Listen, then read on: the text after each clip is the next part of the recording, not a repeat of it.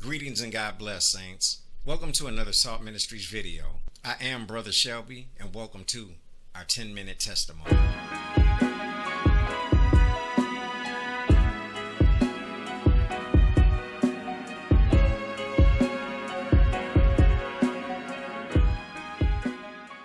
I glanced around at my surroundings as I slowly walked down the hazily lit locker-lined hallway.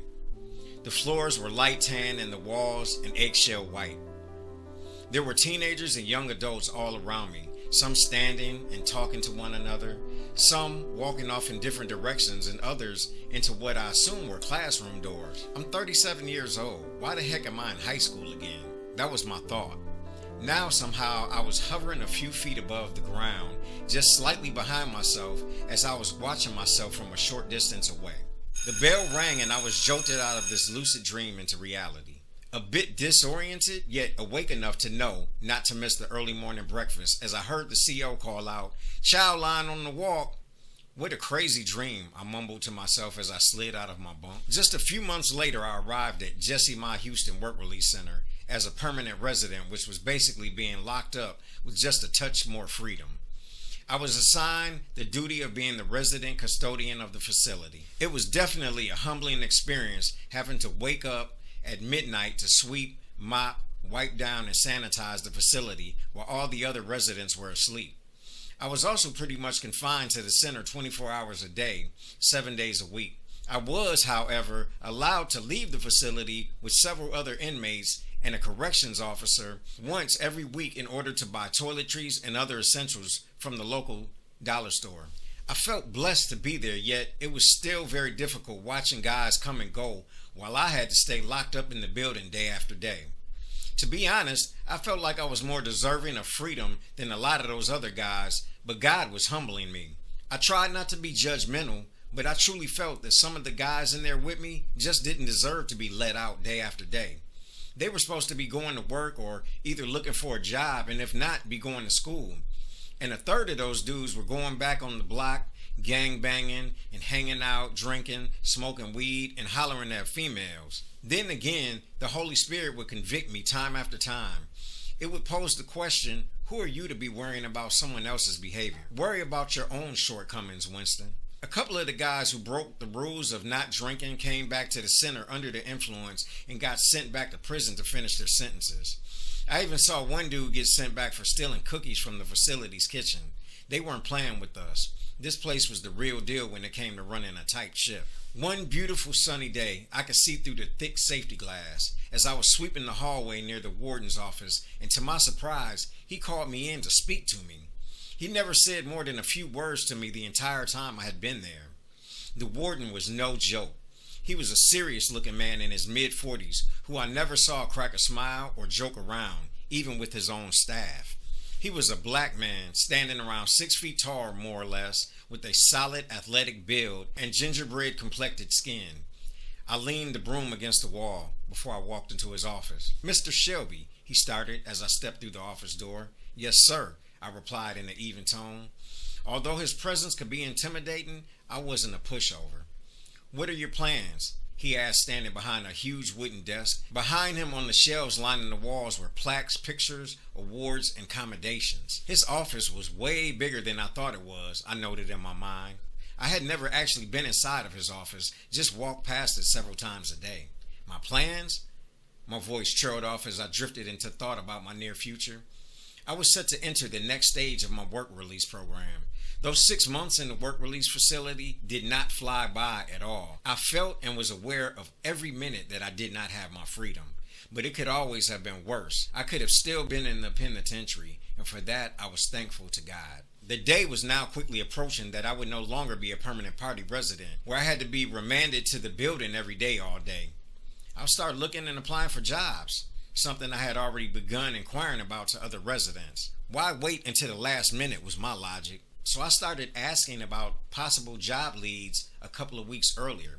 "Have a seat," he said with his arm extended and a nod of his head. I slowly and uneasily eased into the love seat closest to the door. He coolly walked around the front of the desk, folded his arms, and leaned back against it. He was looking at me the entire time with a steely gaze, as if he was sizing me up or something. I didn't know if I was in trouble, had done something wrong, but I was racking my brain trying to figure out what he wanted. He was the type of guy that when he spoke to someone else and you were within earshot, you still would have no clue what he said to the other person. He would speak in hushed tones and you couldn't read his facial expression with instructions. What about college? He bellowed, and it seemed as if the room trapped the sound in so no one in the hall could hear what he said. Maybe I was tripping. College? Never thought about it. College was literally the furthest thing from my mind. When I was younger, I never really liked or appreciated school or an education. I was thinking about getting a factory job or working at a car dealership. I said in no certain terms. He seemed to look deeper into me this time. You're a smart guy, and I think you should go to college, he emphasized. I chuckled nervously and added, but sir, I only have my GED.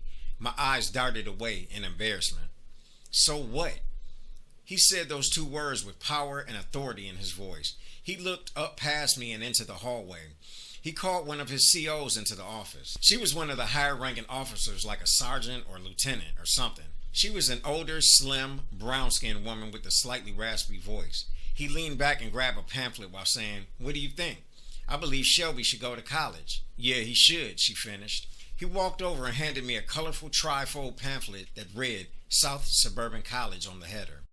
It was typical of most community college pamphlets. On the front, it contained pictures of a few students, young men and women of different races. I took the pamphlet, said I'd think about it while nodding in agreement but doubting in my mind that I really belonged in school. How was I going to make money going to some classes?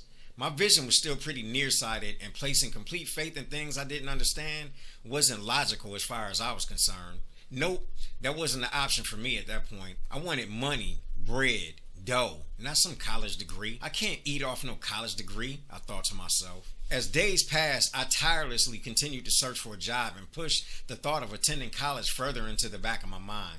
I actually confided in one of the female COs I had become friendly with. She strongly suggested that I attended college as well. Thing is, all the people that recommended I go to school were all college graduates with decent paying careers with potential for growth.